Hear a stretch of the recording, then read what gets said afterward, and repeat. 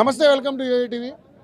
తెలంగాణ రాష్ట్రంలో కాంగ్రెస్ గవర్నమెంట్ అధికారంలోకి వచ్చినాక అన్ని సమస్యలుగానే కనపడతా ఉన్నాయి. ఒకవైపు మూసి, ఒకవైపు హైడ్రా, అదేవిధంగా 6 గ్యారెంటీల అమలు, అలాగే ఉద్యోగులకు ఇస్తారన్నటువంటి హామీలు కూడా నెరవేర్చలేని పరిస్థితిలో ప్రభుత్వం ఉన్నప్పటికీ రకరకాల ఇష్యూల ద్వారా అనేక రకాలుగా డైవర్ట్ పాలిటిక్స్ చేసుకుంటూ వెళ్తుందని చెప్పి చాలామంది మాట్లాడుతూ ఉన్నారు. ప్రతి ఒక్క అంశంలో ఇక్కడ ధర్నా చౌక్లో ప్రతి సంఘాలు కూడా ఇక్కడ ధర్నా చేసే పరిస్థితికి వచ్చింది. ఈరోజు ఎస్ఎస్సి ఉద్యోగులు రెగ్యులరైజ్ చేయాలంటూ కూడా ఈరోజు పెద్ద ఎత్తున మహిళలు కావచ్చు, పురుషులు కావచ్చు ఇక్కడ ధర్నాకు దిగినటువంటి పరిస్థితి కనబడతా ఉంది. సో అసలు ప్రధానమైనటువంటి డిమాండ్లు వాళ్ళు ఏంటి, నిజంగానే మన ముఖ్యమంత్రి రేవంత్ రెడ్డి గారు వాళ్ళకి ఏమేమి మాటలు హామీలు ఇచ్చారనేది వాళ్ళ మాటలు తెలుసుకునే ప్రయత్నం చేద్దాం. మేడం నమస్తే అండి, ఏం పేరు మీ పేరు? ఝాన్సీ సౌజన్య సార్. ఝాన్సీ గారు, ఏంటి మీరు ఇది ధర్నా చేయడానికి గల కారణం ఏంటి? అంటే మీకు ముఖ్యమంత్రి గారు, అంటే మీరు 10వ తరగతి చదువుకున్నటువంటి ఉద్యోగులంతా మీరు, సో మీ ఉద్యోగాలన్నీ కూడా రెగ్యులర్ చేయమని మీరు ఇప్పుడు ఇక్కడ ధర్నా కార్యక్రమం చేపట్టారు. అసలు ఏ విధమైన హామీలు ఇచ్చారు? మేమందరము సమగ్ర శిక్షలో గత 20 సంవత్సరాలుగా పనిచేస్తున్నాం సార్. కస్తూర్బా గాంధీ బాలిక విద్యాలయాల్లో ఎస్ఓలు, పీజీ సిఆర్టీలు, నాన్ టీచింగ్ స్టాఫ్ ఉన్నారు, యూఆర్ఎస్ ఉన్నారు, ఎంఐఎస్ కోఆర్డినేటర్స్ ఉన్నారు, సిఆర్పీలు ఉన్నారు సార్, డిపివి ఆఫీస్లో పనిచేసే వాళ్ళు ఉన్నారు, సిసిఓలు ఉన్నారు, కంప్యూటర్ ఆపరేటర్లు ఉన్నారు, మెసెంజర్స్ ఉన్నారు, ఐఈఆర్పీలు ఉన్నారు, పార్ట్ టైం ఇన్స్ట్రక్టర్లు ఉన్నారు సార్. ఇన్ని రకాలుగా విద్యా వ్యవస్థలో పనిచేస్తే ఇన్ని రకాలు కలిస్తేనే అది సమగ్ర శిక్ష అయింది సార్. ఆ సమగ్ర శిక్షలో మేమందరము బావుల్లో పనిచేస్తున్నా కానీ మమ్మల్ని గుర్తించడం లేదు.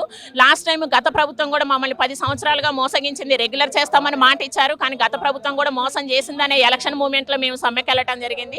ఎలక్షన్ మూవ్మెంట్లో మేము 21 రోజులు సమ్మె చేసినప్పుడు వరంగల్ సభలో మనకు రేవంత్ రెడ్డి గారు అప్పుడు వచ్చి పీసీసీ చీఫ్గా ఉన్నప్పుడు మాకు వచ్చి వాగ్దానం చేశారు సార్, నెక్స్ట్ ఈ గవర్నమెంట్ని పడగొట్టండి, మేము వచ్చినటువంటి గవర్నమెంట్లో మీకు 100 రోజుల్లోనే మిమ్మల్ని రెగ్యులర్ చేస్తామని చెప్పేసి మాకు మాట ఇచ్చిన్నారు.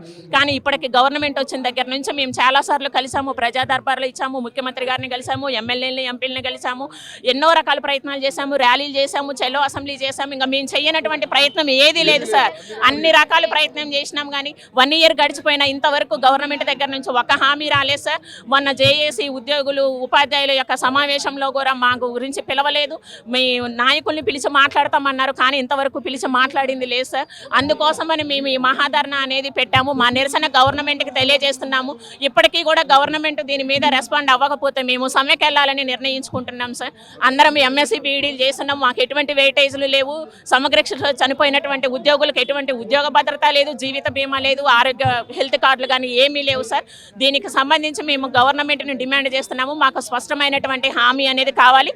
ముఖ్యమంత్రి గారు ఇచ్చినటువంటి హామీని నెరవేర్చాలని చెప్పేసి డిమాండ్ చేస్తున్నాం సార్. ఎలక్షన్ ముందు మీకు అన్ని మాటలు చెప్పారు, సో ఇప్పుడు ఎలక్షన్ అయిపోయింది, 11 నెలల పాలన జరుగుతూ ఉంది, అనేక రకాల సమస్యలు, కానిస్టేబుల్ వాళ్ళ భార్యలు కూడా రోడ్ల మీదకి వస్తున్నారు, టీచర్లుగా మీరు రోడ్ల మీదకి వస్తున్నారు, ఇంకా అనేక రకాల సమస్యలు జరుగుతూ ఉన్నాయి. సో దేని మీద కూడా ఒక నిర్దిష్టమైనటువంటి ప్రక్రియలో కానీ సమస్యకి పరిష్కారం దొరకట్లా.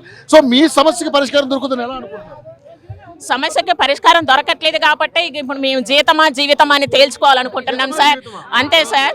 ఎందుకంటే ఇప్పుడు బయట కనీసం ఏదో ఒక బిజినెస్ బడ్డీ కొట్టు పెట్టుకున్నా, లేకపోతే ఉదయం నుంచి సాయంత్రం దాకా ఏమన్నా అమ్ముకున్నా, పల్లీలు అమ్ముకున్నా, హోటల్ పెట్టుకున్నా నడుస్తుంది. కానీ మాకు వచ్చేటటువంటి మేము చేసేటటువంటి పడే కష్టానికి మా ఆరోగ్యాలు పాడైపోయిన పెట్టుకునేటటువంటి పరిస్థితి లేదు సార్. ఉన్న ఉద్యోగాన్ని వదిలేయలేక మేము చేస్తున్నాము. వాళ్ళని మేము ప్రతి ప్రభుత్వాన్ని మేము నమ్మి మోసపోతున్నాం సార్.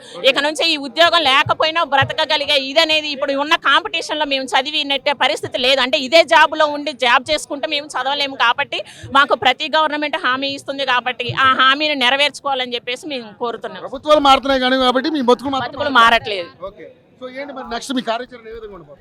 అదే సార్, ఈ రోజు మేము సమ్మె నోటీస్ ఇవ్వదలుచుకున్నాము. గవర్నమెంట్ నుంచి ఎటువంటి హామీ లేకపోతే మేము నెక్స్ట్ సమ్మెకి వెళ్ళిపోతాం సార్.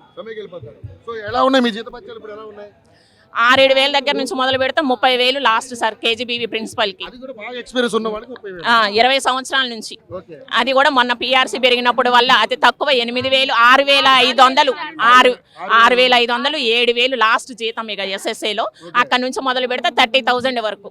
బయట ప్రిన్సిపల్స్ చేసే జాబు ఇక్కడ చేస్తున్నాము. 3 లక్షల పనికి కనీసం 1,00,000 కాదు, 60,000-70,000 కూడా మాకు మినిమం కూడా ఇవ్వట్లేదు ఈ బతుకులకి. అసలు అంటే ఇప్పుడు బయట వీళ్ళు పీఆర్సీ కోసం పొట్లాడినా డిఏలు ఇవన్నీ అడుగుతున్నారు. అవన్నీ దేని పెరిగిన రేట్లకు అనుగుణంగా ఇప్పుడు అదే రేట్లు అదే తిండి అదే కూరగాయలు మేము కూడా తింటున్నాం కదా, మరి మేము ఎట్లా బతకాలి?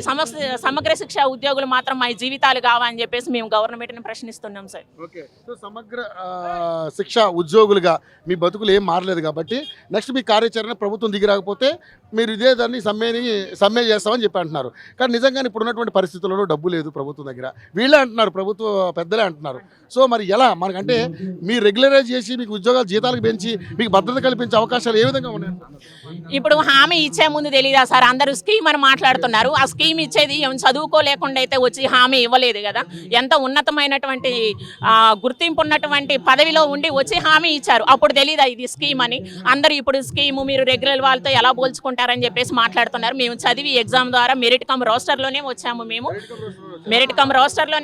మేము ఏ రకంగా అయినా మేము ఎలిజిబుల్. చాలా రాష్ట్రాల్లో కూడా క్రమబద్ధీకరణ జరిగింది, ఎంటీఎస్ కూడా అమలు చేస్తున్నారు. అదే రకంగా మీకు ఆ విషయాలన్నీ తెలిసే హామీ ఇచ్చారు. చిన్నపిల్లలు కాదు కదా వచ్చే హామీ ఇవ్వడానికి ఎక్కడ పడితే అక్కడ.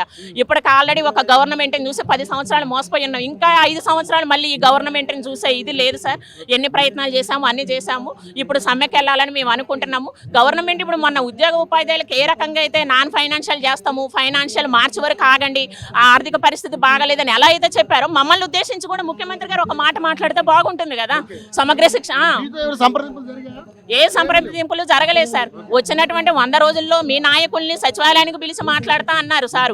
ఇప్పుడు చాలా సార్లు మా ప్రయత్నాలు చేసినాం, ఎంపీలు ఎమ్మెల్యేలు అందరినీ కలిసినాము, చలో అసెంబ్లీ చేసినాము, అన్ని సామరస్యంగానే చేసినాం. ఈ రోజు కూడా మా ఆవేదన నిరసన గవర్నమెంట్కి తెలియజేస్తున్నాం. మేము కనీసం వాళ్ళకి ఎట్లా అయితే ఉద్యోగుల్ని ఉపాధ్యాయులను వాళ్ళని ఒక హామీ ఇచ్చారో మార్చి వరకు ఆగండి అని, మరి ఆర్థిక పరిస్థితి ఇలా ఉంది, మా రాష్ట్ర ఆర్థిక పరిస్థితి, మన ఆర్థిక పరిస్థితి బాగాలేదు, ఎస్ఎస్ఏ వాళ్ళు ఫలానా వరకు ఓపిక పట్టండి అని సీఎం గారే చెప్తే మేము కూడా ఆగుతాం కదా.